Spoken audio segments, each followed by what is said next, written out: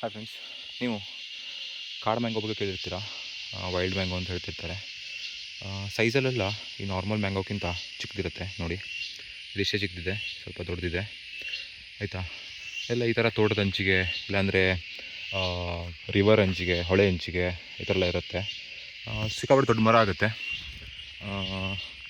ಆಮೇಲೆ ಈ ಥರ ಹಣ್ಣಾಗಿ ಕೆಳಗಡೆ ಬಿದ್ದಾಗ ಎತ್ಕೊಂಡು ತಿನ್ಬೋದು. ಸಮ್ಟೈಮ್ಸ್ ಬಿದ್ದು ಹಾಳಾಗ್ಬಿಡುತ್ತೆ, ಅಂದರೆ ಒಡೆದೋಗುತ್ತೆ, ಆ ಥರ ಆಗುತ್ತೆ.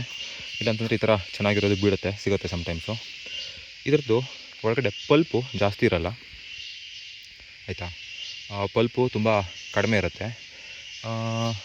ಒಂಥರ ನಾರು ಥರ ಇರುತ್ತೆ. ತೋರಿಸ್ತೀನಿ ನಿಮ್ಗೆ ಇವಾಗ, ಕಚ್ಚಿ ತೋರಿಸ್ತೀನಿ. ಬಟ್ ಟೇಸ್ಟ್ ಮಾತ್ರ ಸಖತ್ತಾಗಿರುತ್ತೆ.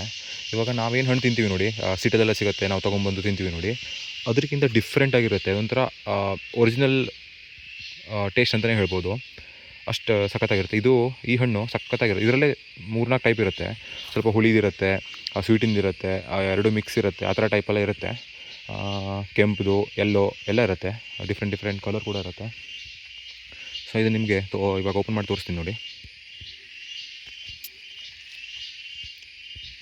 ಇದಕ್ಕೆ ಚಾಕೋಲ ಏನು ಬೇಡ, ಬಾಯಲ್ಲಿ ತಿನ್ನೋದು ಡೈರೆಕ್ಟು. ಕಟ್ ಮಾಡ್ತೀನಿಲ್ಲ. ಇಲ್ಲಿ ನೋಡಿ, ಈ ಥರ ಪಲ್ಪು ತುಂಬ ಕಡಿಮೆ ಇರುತ್ತೆ ಆಯಿತಾ. ಈ ಥರ ನಾರು ಇರುತ್ತೆ. ನಾನು ಓಪನ್ ಮಾಡ್ತೀನಿ ನೋಡಿ.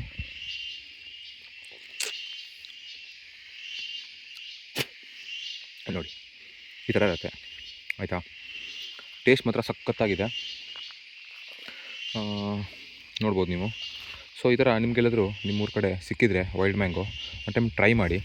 ನಿಜವಾಗ್ಲೂ ಒರಿಜಿನಲ್ ಮ್ಯಾಂಗೋ ಟೇಸ್ಟ್ ಅಂದರೆ ಏನು ಅಂತ ಗೊತ್ತಾಗುತ್ತೆ.